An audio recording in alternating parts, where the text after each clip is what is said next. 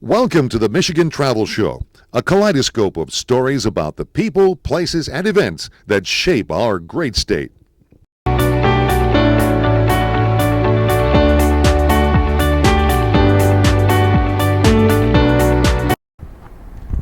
Okay, hello everyone. Gary Morgan here with Michigan Runner, Michigan Travel. Well, today I'm at Mississippi State University fishing a track meet, but I got a little bit of a break, so I'm over here on the main campus, and we're going to go into the Ulysses Grant Presidential Library. It's on the 5th floor of this building, so I'm going to go in and check it out. It's up there. So we're gonna walk in. Beautiful spring day here in this is Starkville, Mississippi. Well, here it is. My mistake. It is on the 4th floor. The Ulysses S. Grant Presidential Library is on the 4th floor. So we're gonna walk up and check it out. Okay, now we're on the 4th floor after climbing those steps. Okay, this is the Ulysses S. Grant Presidential Library, part of the Grant Association, but it's also the Frank and Virginia Williams collection of Lincolnia. So there's President Lincoln and President Ulysses Grant, and this is a model of an 1841 6-pounder they probably used during the Civil War, or a model of it, not definitely one they used. And let's go in the door here and check it out. These are somebody, Frank Williams, talked about how he, about Mr. Lincoln, and how it became a lifelong journey for them. And that's why he had a collection of Lincoln memorial stuff.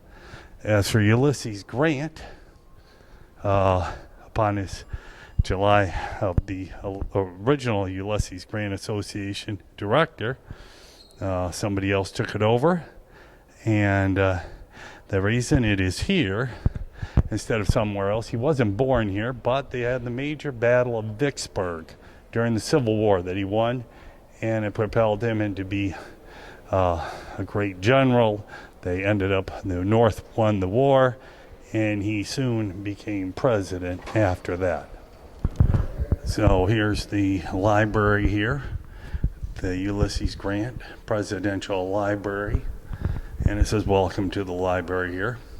So we'll check out a few things. Portrait of a leader, kind of.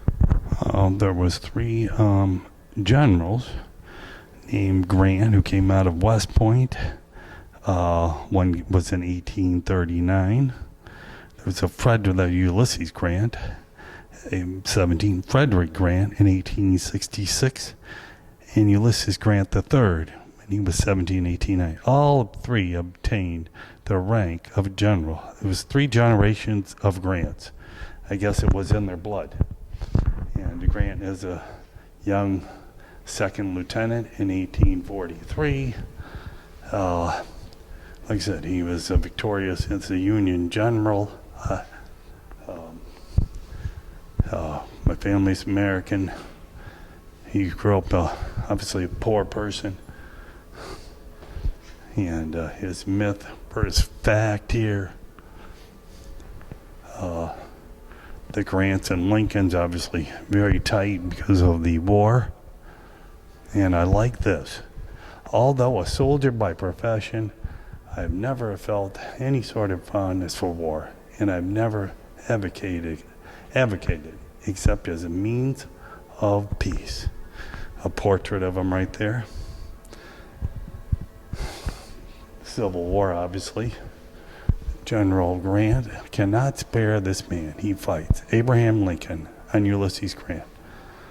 And of course, the siege of Vicksburg, the Ulysses Grant in the Civil War, his major battles, obviously there in Virginia, Chattanooga, obviously the big one in Vicksburg, and Fort Henry, Belmont.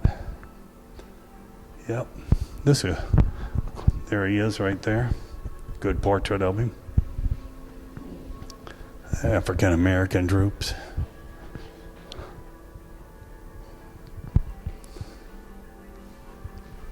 A nation at war. Grant's bulldog grip. Equality.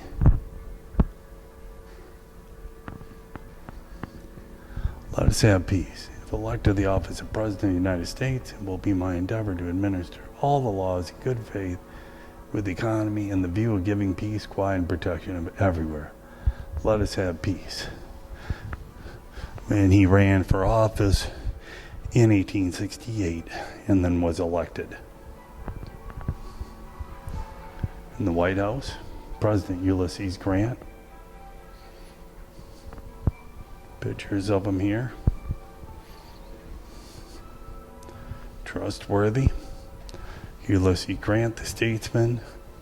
I pay no attention to political letters. I'm not half as much interested in the matter as my friends, nor a tenth as much as my enemies.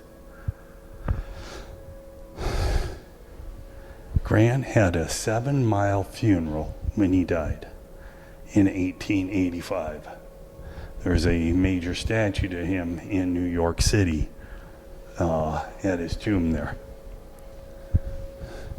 The famous final resting place. I believe I voiced the sentiment of all Mississippians, especially those who are survivors of the late war in the States, when I say the memory of General Grant is cherished with sincere affection. John Marshall Stone, Confederate General and Governor of Mississippi, writing to the former Union General Dodge in 1895.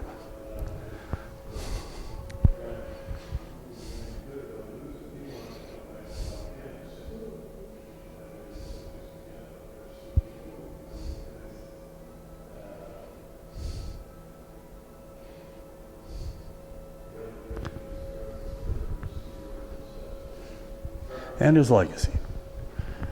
Grant's funeral in August of 1885 drew more than 1.5 million spectators and included 30,000 participants marching in the procession. To this day, it is the largest funeral in American history. Grant's pallbearers were Union Generals William Tecumseh Sherman, Philip Sheridan, as well as former Confederate Generals Simon Bolivar, Buckner, and Joseph Johnson. Both Union and Confederate veterans marched in the procession. The procession wound through the streets of Manhattan, eventually arriving at Riverside Park, where Grant's casket was placed in temporary tomb in the construction of the now famous General Grant National, where it is permanently interred. In its final place, the temporary tomb housed Grant's casket from 1885 to 1897. The temporary tomb is located in Riverside, very near the site of the permanent monument. Well, next time in New York, I'll have to go see it. Well, this is kind of it with Grant, and we'll go over and see the Lincoln memorabilia. Ulysses S. Grant Association. The Civil War Centennial Commission of New York, Ohio, who joined with the leading historians of that age and Grant descendants to form the Ulysses S. Grant Association. Its purpose was and remains to conduct research into the life and era of Ulysses Grant, to edit and publish his writing, to preserve his collections of writings, artifacts, and to share this material with researchers for public and educational purposes. First headquartered in Ohio, historian is moved to Southern Illinois University, Carbondale, in 1964. And in 2008, the Grant Association was moved to Mississippi State University. That's how it got here. And there's Ulysses Grant. One of the greatest things they don't talk about Ulysses Grant here is he started the national parks. He made Yellowstone the first national park in 1872. They did not highlight that. They only talked about his war stuff. But he is really the founder of the national parks. Ulysses Grant, thank you for starting the national parks. You did a lot of great things in your term, 2 terms as president. Now we're going to go into the collection of the Lincoln Iania Gallery, and the stuffs of collection.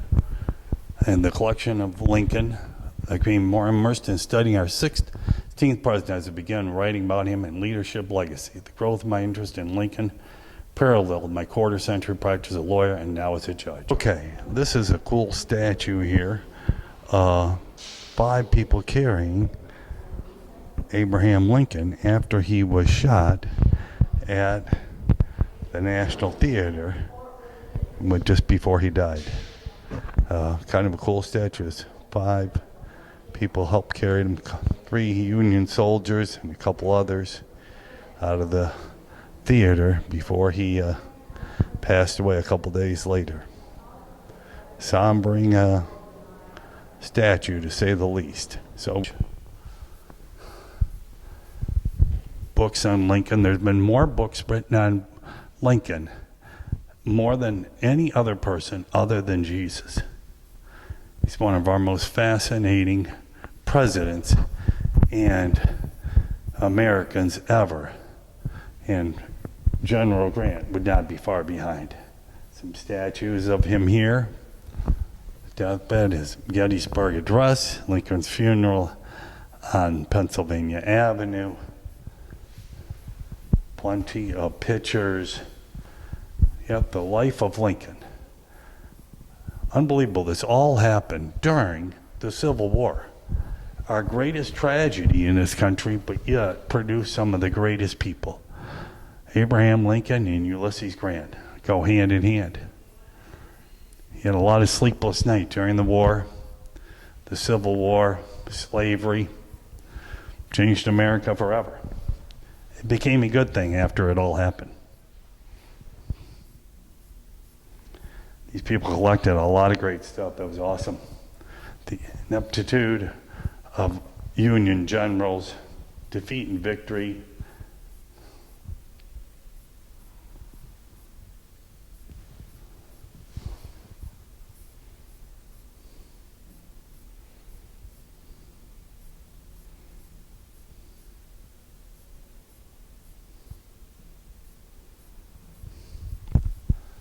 Yep. Then the reward when he was shot, John Wilkes Booth. Anyway, well, yep, Lincoln and Ulysses Grant, some of the greatest Americans of all time. Yep. Well, this is a cool little museum on the 4th floor here at this library, real library, and then this museum here at Mississippi State University. Pretty cool. And here's our little gift shop. And I'm going to walk outside and hit the road from here.